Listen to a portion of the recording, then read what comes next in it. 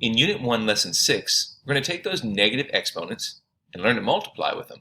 In the first example, we've got 5 to the third times 5 to the negative fourth. Now, if you'll remember when we talked about multiplying exponents, what do?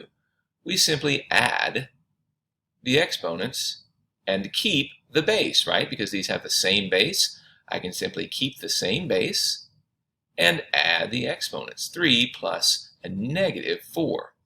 Now, remembering our integer addition rules, when the signs are different, we subtract the absolute values of these numbers. So we take the absolute value of negative 4, which is 4, minus 3, and we get 5 to the 1, and we keep the sign of the larger looking number, the larger absolute value. So that's going to be negative 5 to the negative 1. But we can't leave negative exponents. What we want to do is take its reciprocal and write it over the positive. And that's 1 over 5 to the first, but we don't have to keep that first there. We don't have to keep that power there. We'll take that as 1 over 5. And we're done. That's our answer, 1 over 5. And in this situation, we've got something a little different. In this case, we have two factors, 2a and 4, and we're multiplying them together, and then we're going to raise the whole thing to the negative second power.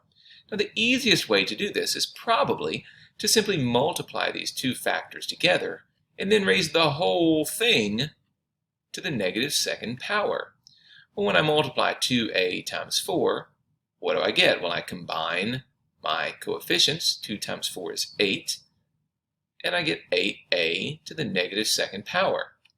So I'm going to take everything in these parentheses and I'm going to put it underneath the division sign because I'm taking its reciprocal and I'm raising it to the positive second power now that it's on the bottom.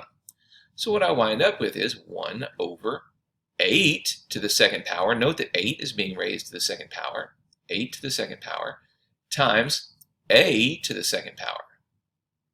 Remember, both of these in here, they're being multiplied, so it's 8 to the second power, a to the second power. And then that's going to give me 1 over 8 to the second power is 64, a to the second. And I'm done. For the last one, I'm going to do something similar. When I look at this, I can see that everything in the parentheses is being taken to the negative second power. So what I'm going to do is just going to shove everything down. I'm going to take the reciprocal of this whole thing, 1 over 8 z to the third to the second power. Remember, it's positive now because I've taken its reciprocal. And I'm going to get 1 over, again, 8 is going to be raised to the second power because it's inside there too. That's 8 times z, and I keep putting that slash through there to make it z. That just makes it clearer to me. So if you're wondering what that is, that's just z. It's another way to write it so it doesn't look like a 2.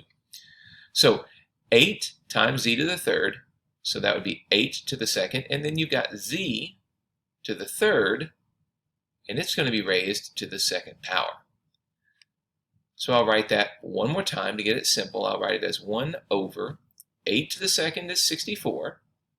I'm going to multiply the exponents here on my z, so that's going to give me 3 times 2, or z to the sixth power. There's my line through it. And I am done.